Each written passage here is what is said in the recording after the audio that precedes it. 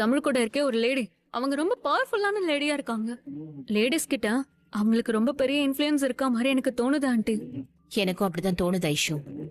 Aunty, எப்படியாவது இந்த எலெக்ஷன்ல சேது மாமா ஜெயிக்கணும். இல்ல, ஒரு எம்எல்ஏவை கல்யாணம் பண்ணிக்கிறது எனக்கு பெருமையா தானே இருக்கும். ப்ளீஸ் ஆண்டி, நீங்க நினைச்சா இதுல ஏதாவது ஒண்ணு பண்ணி சேது மாமாவை ஜெயிக்க வைக்க முடியும். காலையில அந்த தமிழ்ச்செல்வியை போய் பாப்போம்.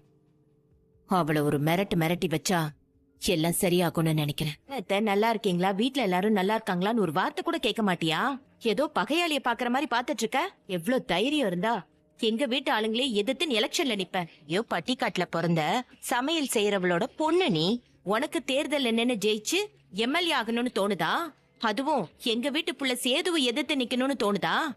ஊரு முழுக்க போய் எங்க குடும்பத்தையே டார்கெட் பண்ணி பேசுற. உனக்கு ஓட்டு போட்டுருவாங்கன்னு நினைக்கிறியா? இவங்க அந்த சேது வீட்டு ஆளுங்க மாதிரில இருக்காங்க. மாமாவை யாராலையும் தோக்கடிக்க முடியாது. அவர் சொன்ன மாதிரி 50,000 ஓட்டு வித்தியாசத்துல அவர் ஜெயிக்கிறாரா இல்லையான்னு பாரு. கோமா பேசி மிரட்டுற மாதிரி இருக்கு. எதுக்கோ வீடியோ எடுத்து வச்சுப்போம். ஏய், என்னடி நக்கலா சிரிக்கிற?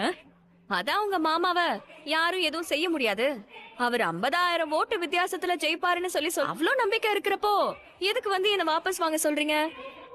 ஏன் பயமா இருக்கா? ஏய், யாருக்கு பயமா இருக்குன்னு சொல்ற? நந்தினி, அக்கா, நீ ஒரு மிகப்பெரிய விஷயத்த வீடியோ எடுத்து கொண்டு வந்திருக்க. என்னக்கா சொல்றீங்க? உடனடியா இந்த வீடியோவை நம்ம இயக்கத்துல இருக்க எல்லா பெண்களுக்கும் ஃபார்வர்ட் பண்ணு. இந்த தொகுதியில இருக்கிற ஆம்பளைங்க பொம்பளைங்க யாரெல்லாம் போன் வச்சிருக்காங்களோ அவங்க செல்போன்ல இந்த வீடியோ இருக்கணும். 5 நிமிஷத்துக்குள்ள இந்த வீடியோ பரவணும். இந்த வீடியோவுக்கு கீழே எங்க வேட்பாளர் தமிழ்ச்செல்விய கர்ப்பிணி என்றும் பாராமல் மிரட்டிய எதிர்க்கட்சி வேட்பாளர் சேதுபதியின் சின்னம்மா மற்றும் உறவினர்கள் தமிழ்ச்செல்வியை தாக்க முயற்சித்தனர். இதை நாங்கள் வன்மையாக கண்டிக்கிறோம். இத்தகைய மனசாட்சி இல்லாமல் இருக்கும் இவர்களுக்குத்தான் உங்கள் ஓட்டா? சிந்தியுங்கள் மக்களே.